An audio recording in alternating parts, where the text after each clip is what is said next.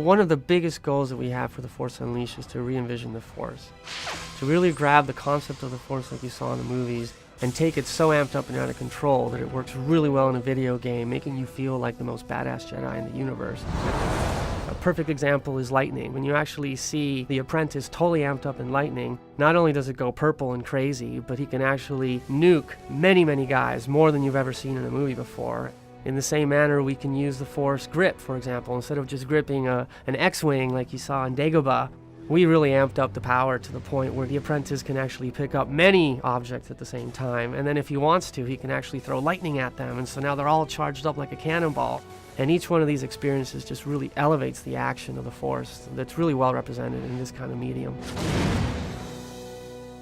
My favorite part of the combat for the Force Unleashed 2 is that the sabers actually matter. You now carry 2 instead of 1. And not only does that look impressive because you have twice as much weaponry as you used to, but it really allowed us to evolve the combat system and the way you interact with the enemies. The number of hits you're able to achieve on a given target are obviously much faster now with being able to do 2 hits. You'll also be able to do a dual lightsaber throw. We've added the ability to do dismemberment. You're able to decapitate guys now. The changes we made to the lightsaber really lend a lot more to the realism and immersion that the player will experience in the game. It's not just like a baseball bat. It's really going to be much more like what Star Wars fans have seen in the movies. We've also added some unique Force powers that didn't exist before. We have a brand new Force power in the game, which is sort of an Unleashed version of Jedi Mind Trick. We've sort of reimagined it for the Unleashed franchise. These aren't the droids you're looking for. These aren't the droids we're looking for. We took it to the next level. You basically get a trooper and you turn him into your ally, and what he'll do is he'll turn around to attack other troopers. They actually might get so confused that they'll try to commit suicide. I can't do this anymore! They go so crazy, you can actually have them go into a bunch of other troopers and explode, and they all just fly into the air because it's basically a bomb.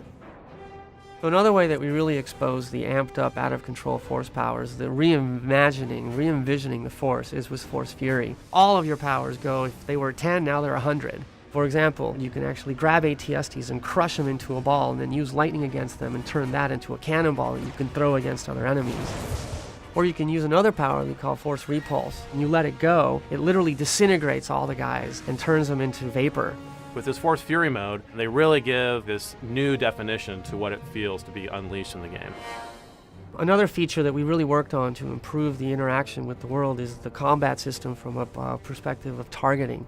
Our targeting system has been cleaned up so that as you play through it, the choices that you have to grip things or to target things or to throw things is much more accurate than it used to be.